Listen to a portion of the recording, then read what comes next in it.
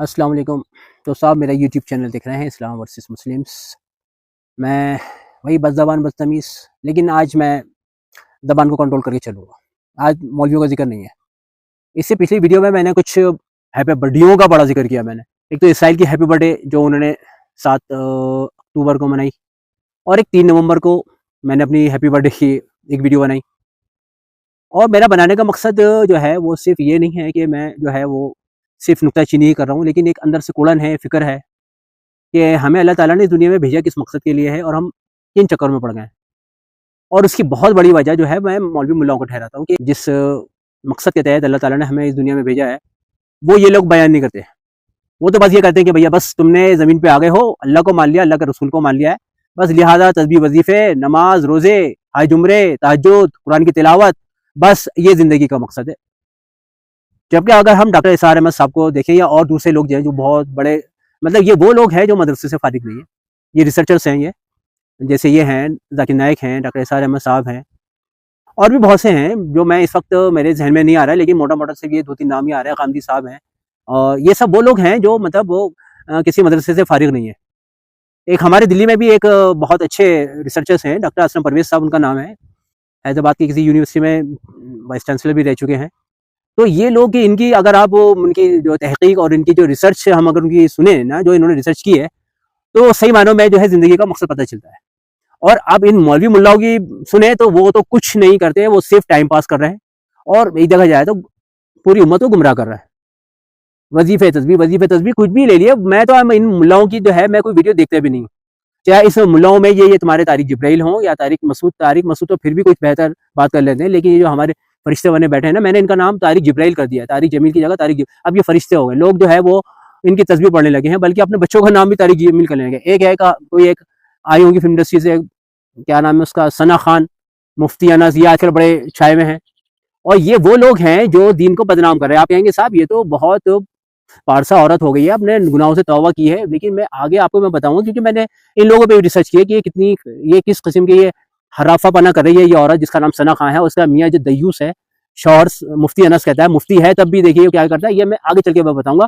तो आप मेरी बात से कायल होंगे कि हाँ मैं सच कह रहा हूँ कि ये जो कुछ भी करती फिर रही है, और या ये दोनों जो कुछ भी करते फिर रही है, ऐसे ऐसे जितने भी सैकड़ों हजारों लाखों जो यूट्यूबर्स हैं जो करती फिर रही हैं हिजाब के नाम से और ये दीन के नाम से और इस्लाम के नाम पे, हकीकत में ये जो है इस्लाम को बदनाम कर रहा है।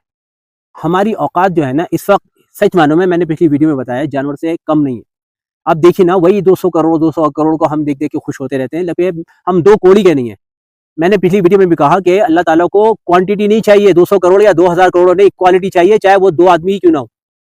और वो 2 आदमी वो लोग हों जिनकी जिंदगी में अल्लाह के हुक्म हो, नबी पाक सल्लल्लाहु अलैहि वसल्लम की सुन्नतें हों। मैं एक वाक़या सुनाता हूँ, जहाँ अब ये हैप्पी बर्थडे वाली बात चल रही है। मेरी कज़न सिस्टर थी, है अल्हम्दुलिल्लाह, तो बहुत पुरानी बात है, 8-10 साल पुरानी बात होगी। तो वही बर्थडे का जो है वो मेरा चल रहा था। मैंने बताया कि मेरे और शाहरुख खान में जो है वो सिर्फ चंद घंटे का फ़र्क। वो 2 नवंबर की पैदाइश है, मैं 3 नवंबर की। मैं तो 66 का हूँ, वो भी मैं पहले समझता था शायद वो भी 66 का है, 66 का है, लेकिन अब सुनने में ये आता है शायद वो 66 नहीं, 65 का है। लेकिन उस वक्त मुझे यही पता था कि वो चंद घंटे मुझसे बड़ा है। तो मैं अपने कज़न सिस्टर से मैंने ऐसे ही छेड़ा-छाड़ी में, मतलब छेड़ा-छाड़ी क्या बातचीत होती रहती है इधर-उधर की, कि मैं उससे ये कहने लगा कि मैं खुदा ना खास्ता मेरी रूह अगर शाहरुख खान के जिस्म में होती तो मैं कितना खसारे में होता, मैं कितना नुकसान में होता अकॉर्डिंग टू कुरान। अच्छा, वो बहुत बड़ी जो है वो बहुत बड़ी पंखी है। पंखी से मतलब फैन को क्या कहते हैं भैया, हम तो पंखा ही कहते हैं। अब वो है लेडी है तो सही, वो पंखी है, हमें नहीं पता कि साहब स्पेलिंग तो एक ही है, और फैन लफ्ज आया कहाँ से है। ऐसे तो ना जाने करोड़ों लोग हैं जन्नत के ठेकेदार और ठेकेदार जो अब इन बॉलीवुड के पठानों को या किसी, मतलब ऐसे ऐसे जितने भी जो वर्ल्ड फेम लोग होते हैं उनको लोग उनके फैन हो जाते हैं, और उनके फोटो अपने कमरों में लगाएंगे, उन्हीं का जिक्र करेंगे, और उनका ही ऑटोग्राफ, उनकी ही सेल्फी ली जाएगी, फला फला। ये बावलापना जो है वो हमारी जिंदगी में चल रहा है। तो वो भी बहुत बड़ी पंखी थी, मतलब फैन थी। तो वो मुझे देख के कहेंगे, ओ हो देखो तो सही, अपने आप को शाहरुख खान से कंपेयर कर रहा है। ओ मैंने कहा बाउली सुन, मैं अपने आप से कंपेयर कर रहा हूँ, लेकिन मैं अल्लाह का शुक्र भेज रहा हूँ कि अल्हम्दुलिल्लाह अल्लाह ने मुझे कितने बड़े नुकसान से बचा दिया है कि अगर मेरी रूह शाहरुख खान के जिस्म में होती तो कुरान और हदीस के मुताबिक, कुरान की तालीमात के मुताबिक ऐसे लोगों की अल्लाह ताला ने क्या जगह फरमाई है, मैं उस जगह से बच गया। मैं अल्लाह का शुक्र भेजता हूँ। तो खैर बहरहाल वो बहुत ज़रा मेरी खिंचाई कर रही थी वो। या कुल मिला के मैं ये कह रहा हूँ कि अगर शाहरुख खान होता और शाहरुख खान मेरी जगह होता तो मैं कितना नुकसान में होता, मैं कितना खसारे में होता। वो मैं उसको समझाने की कोशिश कर रहा था, लेकिन वो बहरहाल उसके वो नहीं आई। अब नहीं पता उसका क्या हाल है, वो भी अभी भी उसकी फ़ैन है या नहीं है वो मुझे नहीं पता। लेकिन आपको तो पता ही है कि हम लोग उसको ऐसे बॉलीवुड के पठानों को या जो भी इस किस्म के जो सेलिब्रिटीज़ होते हैं उनको हम बहुत बड़ा समझते हैं। लेकिन हकीकत यही है कि कुरान को अगर हम सही मायनों में समझे ना, अगर मायनों के साथ समझे तो हम ये समझेंगे ये अल्लाह की नज़र में जिनको हम हीरो समझे वो अल्लाह की नज़र में विलन है।